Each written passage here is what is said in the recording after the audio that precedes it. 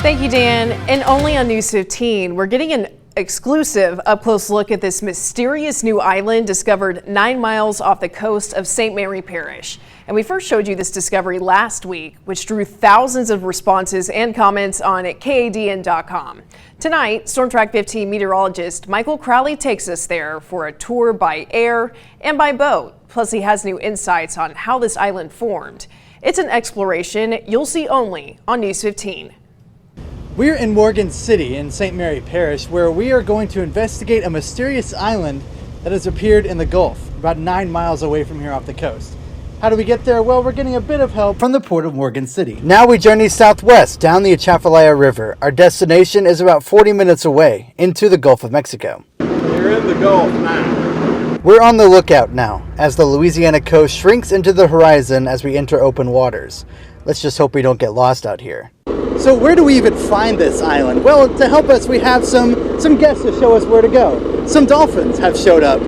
And then we see it in the distance, a low sandy space covered in brown pelicans. We have arrived. Harold Scheffler remembers what it was like to see the island for the first time. And I looked at my depth meter, I was in 2 feet of water. And I should have been in 8 feet of water. So wow. So I slowed down quickly. And my daughter's with me, she says, "Look, there's an island." I said, "There's no islands out here." She said, "Yeah, it's full of pelicans."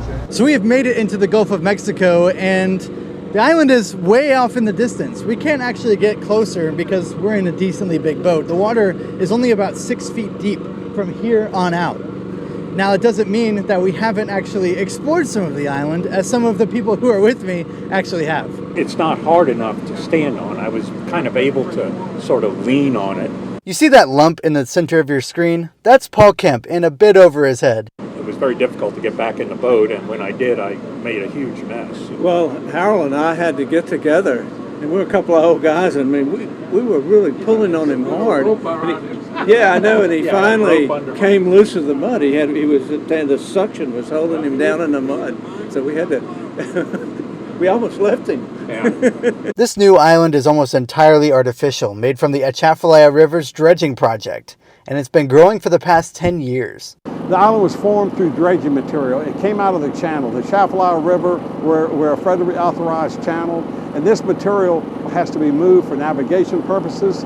Instead of moving it and just pumping it anywhere, we use the beneficial use process. So this is where they decided we want the island at, and we've started pumping on it, and we've been, like I said, we've been doing it over the last 10 years. The island is 500 feet by 2,000 feet and is expected to grow quickly in the years ahead. But it's been in the making for about 10 years, and now it's finally broke the surface. You say, well, it's not really that big. You can't see what's under the water. It's kind of like the tip of the iceberg. It's going to be a big island when we finish it.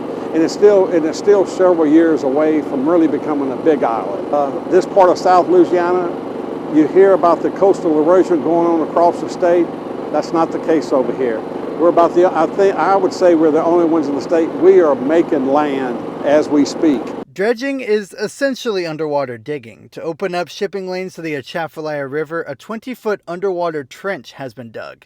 That soil has to go somewhere, and it's guided with pipes over to a brand new location to create islands. Because of this dredging project, 9 brand new islands have been created since the 70s.